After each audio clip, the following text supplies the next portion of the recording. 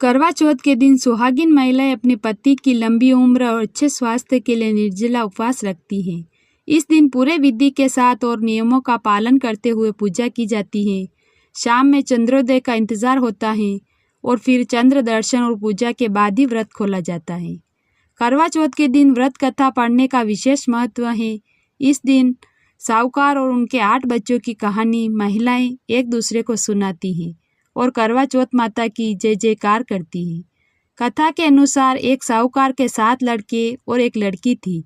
सभी का विवाह हो चुका था। एक बार कार्तिक कृष्ण पक्ष की चतुर्थी तिथि को सेठानी सहित उसकी 7 बहुएं और बेटी ने करवा चौथ का व्रत रखा। रात में जब साहूकार के सभी लड़के भोजन के लिए बैठे तो उन्होंने अपनी बहन से भी भोजन करने के लिए कहा, लेकिन बहन ने तो व्रत रखा था। बहन ने अपने भाई से कहा, अभी चांद नहीं निकला है, मैं चांद के निकलने पर उसे अर्घ्य देकर ही भोजन करूंगी। चूंकि साहूकार के बेटे अपनी बहन से बहुत प्रेम करते थे, इसलिए उनसे अपनी बहन का भूख से व्याकुल चेहरा देखा नहीं जा रहा था।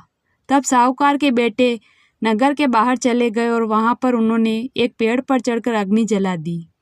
घर वापस आकर उन्होंने अपनी बहन से कहा, देखो चांद आ गया है, अब तुम अर्घ्य देकर भोजन ग्रहण करो। साहूकार की बेटी ने अपनी भाभीयों से भी कहा, चांद को अर्घ्य देने के लिए कहा, लेकिन ननंद की बात सुनकर भाभीयों ने कहा, बहन अभी चांद नहीं निकला है, तुम्हारे भाई धोखे से अग्नि जलाकर उसके प्रकाश को चांद के रूप में तुम्हें दिखा रहे हैं। लेकिन साहूकार की बेटी ने अपनी भाभीयों की बात को अनसुना कर दिया और उसने भाभीयों द्वारा दिखाए गए चांद को अर्घ्य देकर भोजन लिया। इससे उसका करवा चौथ का व्रत भंग हो गया। गणेश जी की अप्रसन्नता के कारण उस लड़की का पति बीमार पड़ गया और उसके घर में बचा हुआ सारा धन उसकी बीमारी को सही करने में लग गया। साहूकार की बेटी को जब अपने दोषों का पता लगा तो उसे बहुत पश्चाताप हुआ। उसने गणेश जी से क्षमा मांगी और फिर से विधि विधान पूर्वक चतुर्थी का व्रत शुरू कर दिया। उसने व्रत के दौरान उपस्थित सभी लोगों का श्रद्धा अनुसार आदर किया और तदुपरांत उनसे आशीर्वाद ग्रहण किया।